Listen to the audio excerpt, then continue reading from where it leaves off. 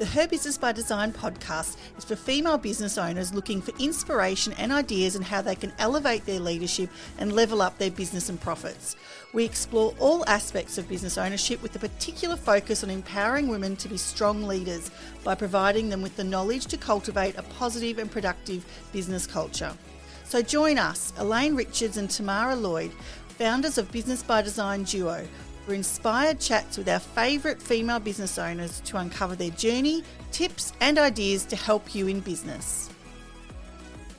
Hello, Tamara. Welcome back. It's a beautiful winter's day here in Melbourne, Yes. Australia, wherever you're listening. Yes, it is nice to see some sunshine out today. I was going to say, I can feel spring is in the air. Oh, I can't wait. I know some people love winter, but I'm ready to move on after a month. So, I love red wine in winter. I feel I drink more red wine yes, that is a real than positive. summer. Yes. But, this morning was really cold. There was ice on the cars and... The other good thing about winter is being able to put the fire, if you've got a wood fire, which I have, putting that on. I love that, except last night I put it on and then forgot and then I let it die. But anyway, but yes, so anyway, back to it. Enough it's about great to our see you. personal life. Another exciting topic today, Tamara. Yes, absolutely. This is, this has to be one that we've learnt definitely from experience. You learn everything from experience, but we've certainly made some mistakes in this area and improved as we went. We've grown. We've grown, yes. As We've you do. upskilled. Yes. So the topic today is when recruiting, do you recruit for culture or culture versus experience? And look, I guess there's twos and fros for both.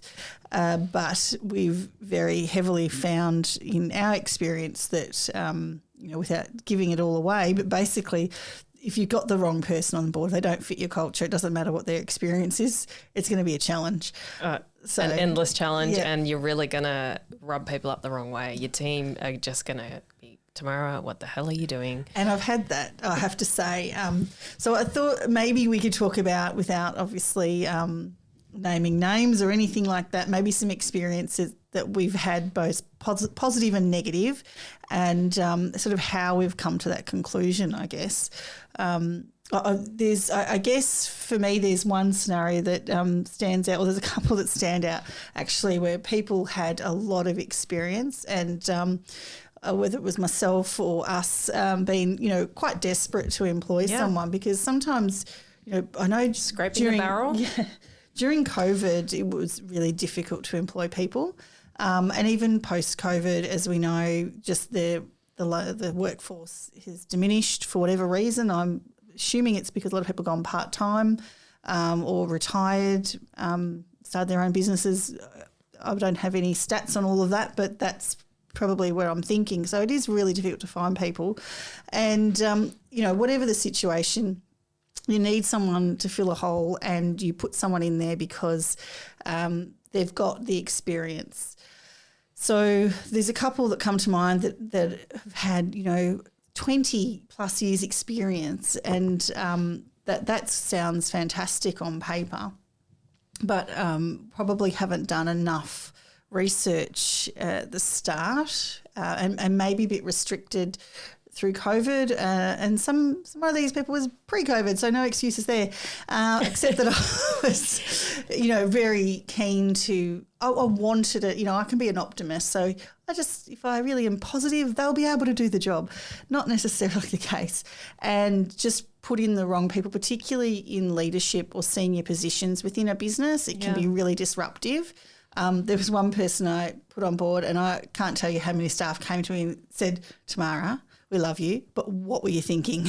And this is while they were still in the business. Clearly that person wasn't going to work with, I had a huge amount of staff. I do know who you're talking about, but at that time I think there was not a lot to choose from. And sometimes you got to take a punt and you got to take a chance. But I think there's so many lessons we've learned, but I think it's important to meet them as well. And I think that was pretty hard during COVID because we were meeting them over a screen, and you can't really get a good indication and a vibe and a feel for people.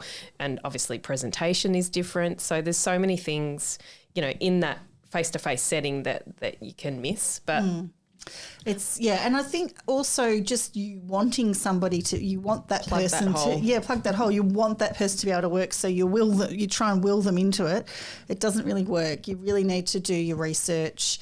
And one thing that worked quite well that we did a bit more over time was bring in somebody else from within the business, a senior person, to sit in on the interview and get their thoughts on things, someone who would be maybe working with them more closely, because often it was you and I that would do the interviewing, or I and one of the senior members. So I think just by bringing even and potentially doing a second interview, I think that's pretty important as well. Well, I think anyone can look great on paper, Tam. Yeah. And the reality is sometimes it's in the delivery, the communication. Some people can be arrogant and these sorts of things you may not necessarily pick up. And in a short period of time, people might be on show. But I think talking through, if we've had over the years people that are really experienced, sometimes they're really set in their ways and they're not able to adapt into a business where, as an example for us, we were a very fast-paced business and sometimes they can have all the skill in the world, but they can't cope under the pressure of speed or the software. Change and adaptability, because we would change and adapt very quickly. We pivoted a lot in our business and a lot of our team were young and, experience. Depends though, because we had in different sides of the business, we had different sort of demographics, I think. So I don't think it's necessarily an age thing, because we did sometimes also have it has been though, but not always. It has been. But I think I'm trying to be diplomatic here. You are being diplomatic, but experience. I mean, you can have some young people with quite a lot of experience, and it's still not fit the mold. So 100%. I think. I think for us, we had to take a step back and then reevaluate how we went about bringing people into the business, because there were occasions we did get it wrong and it's a costly exercise. I know that, sometimes we found that we would go through recruiters, and quite often, particularly for property management, we would, but not so much for the sales side of the business. It's interesting because, for our business, we did had quite a variance from, we had one girl come in at 18 pretty much. She finished year 12 and pretty much started with us, and then up to people that were retirement age, and all amazing employees, all had different skills. So, but we did find in our property management part of the business, for our culture, and this is going to be different in every business, so don't think this is a given. It's just the way we operate and the culture we had, because the property management business was so fast-paced. We tended to find that the younger ones were great, though we did have a couple of more mature ones that were in there that were great at change and adaptability, that worked really well, and they needed that more mature person in there just for the vibe and the culture, and that worked well. And the skill. The skill, yes, the experience around sort of the legal stuff. Whereas in sales, we probably found we had more of a more mature team, whereas I know a lot of other businesses probably had younger teams, but it's just what worked for us in our culture. And that's, I think, the thing to understand. Every business is different and departments are a little bit different as well. So it's fine to have a mix of young and old and different experience levels within a department, but they've just got to fit the culture and be able to adapt and get along with people and within that sort of culture. That's not going to upset the apple cart in a negative way. It's fine to bring people in with fresh ideas and new approaches. We would love all that. It was just those that would be a bit stale and wouldn't be open to change that would struggle probably within our business. And I think it's key in asking the certain questions in your interviews to try and understand how they would handle themselves in different scenarios. So being prepared when you're interviewing staff for scenarios that you would put to them and see how they responded, I suppose. So, and I think also having your culture statement, having a clear culture statement, and then asking questions that kind of relate to that. So you get to know the people a little bit in what environment that they've thrived and what environment they've struggled in. What type of business were they in prior and what did they like about that? What did they not like about it? Because one person in one business might be amazing, but they might not suit your business. So it doesn't mean that they're a bad employee or a bad person. It's just that Every business has a different culture, and if you've got the culture that you want in your business, you should recruit for that. Experience can be taught to some degree. If you're needing senior people within your business, you can look to recruit from within, which we often did, and we trained and recruited and built people up, and then found it easier to sometimes bring the fresher ones in and train them up. So,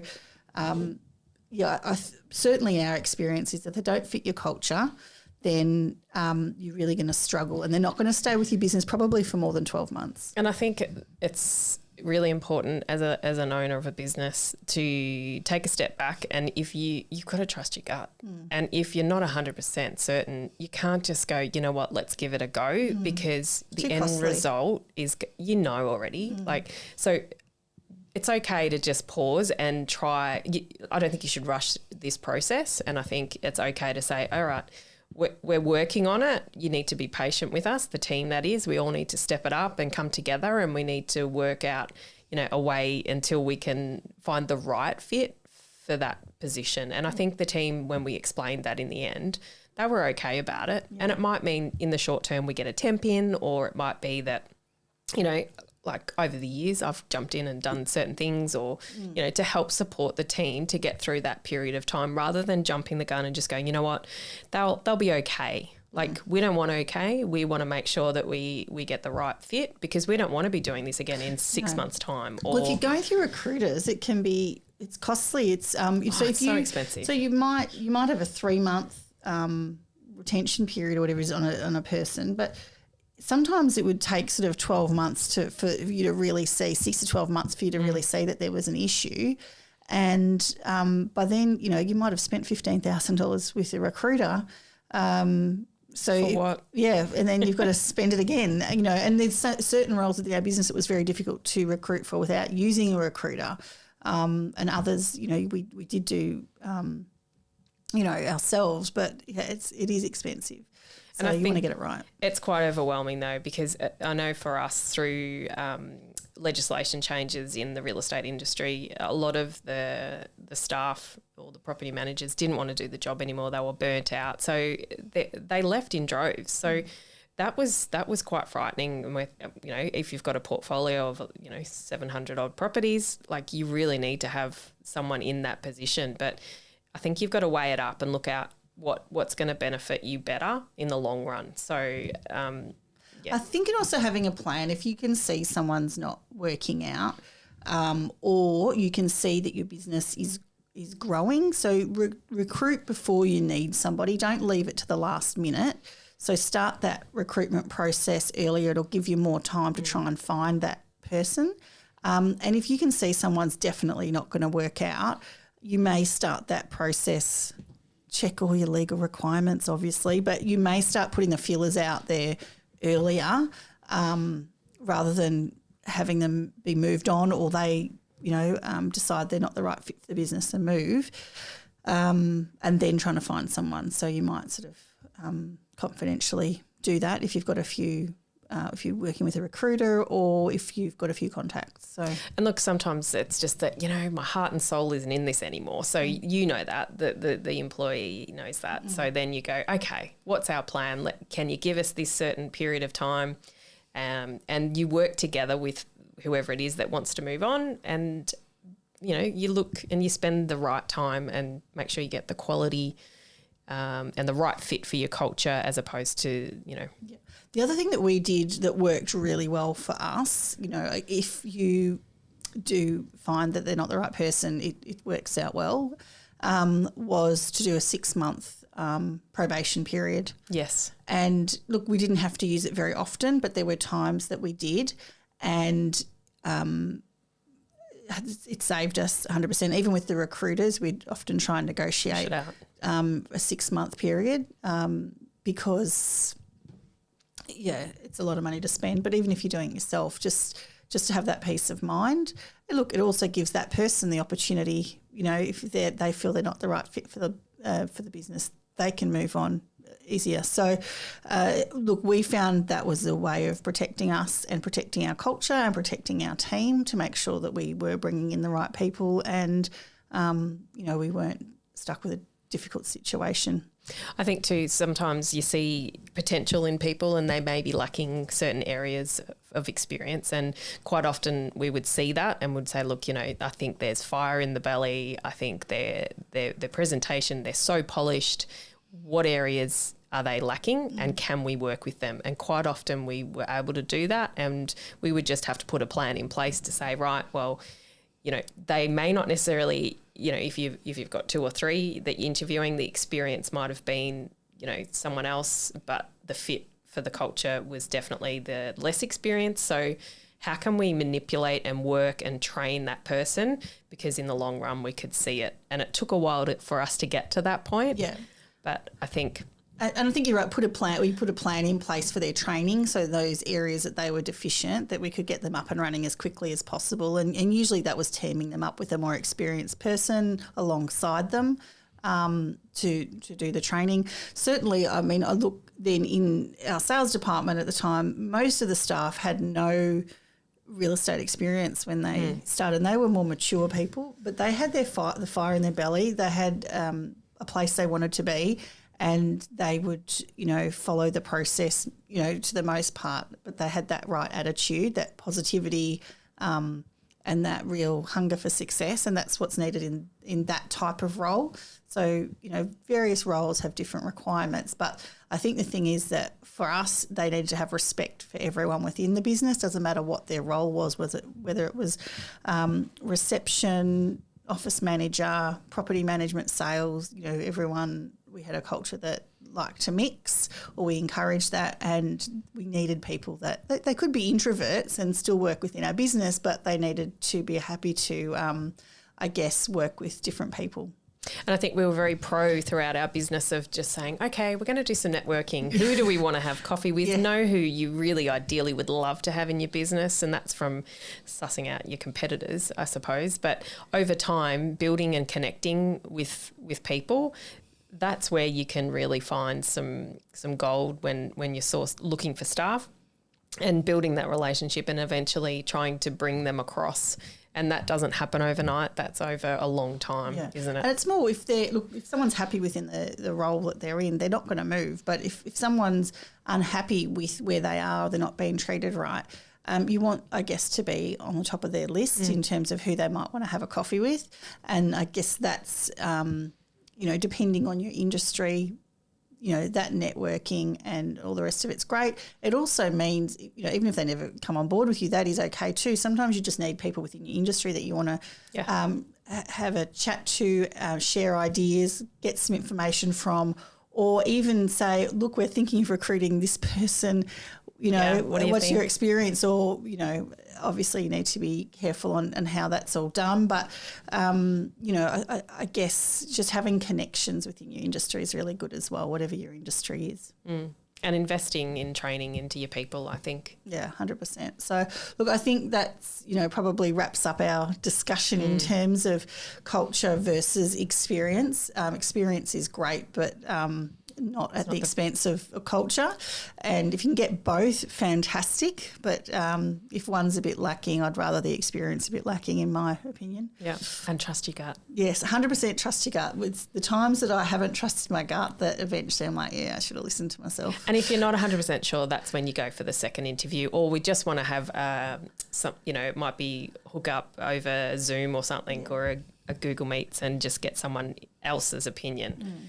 And then you usually know. Yeah. 100%. Lovely to chat with you, Tamara. Thank you to our listeners. Thank you. And we'll hear you, speak to you. You'll hear us next time. Yeah, jump onto our website and feel free to share your thoughts and feedback. We'd love to hear it. Absolutely. Have a great day. Thank you. We'll see you soon. Bye. Thank you for tuning in, and congratulations on getting to the end. If you loved this episode, why don't you hit the subscribe button? Share this podcast with a friend and leave a review. Reviews and referrals are the best way to help a small business. If you are interested in downloading any of our free business resources, go to businessbydesignduo.com.au and click on the Business Resources tab. We're Elaine and Tamara, and we can't wait to have you back for our next episode. You can connect with us on socials, Business by Design Duo, or go to our website, businessbydesignduo.com.au. Have an amazing day.